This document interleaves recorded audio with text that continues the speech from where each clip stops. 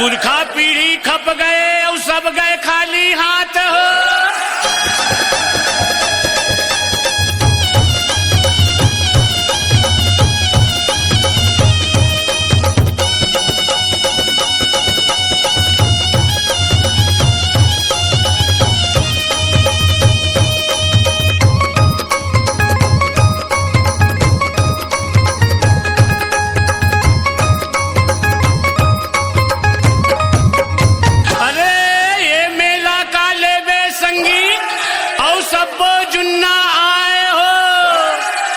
जोड़ तोड़ के टूट फूटला सब दुकान सजाए हो।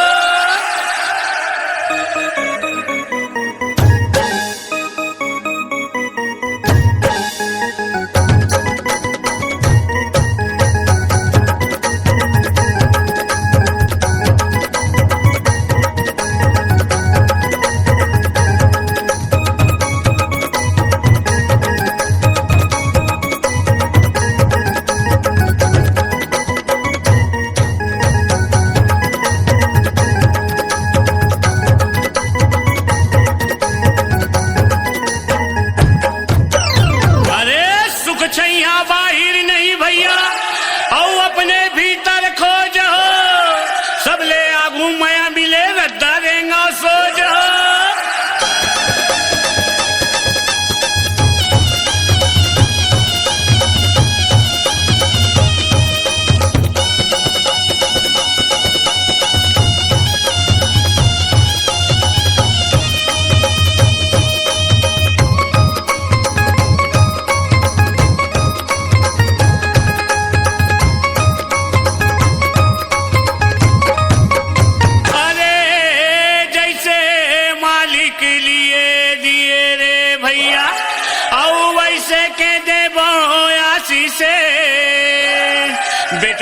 बेटवा ने तोरे घर भरे भैया मोर जुग जियो लाख भरी से।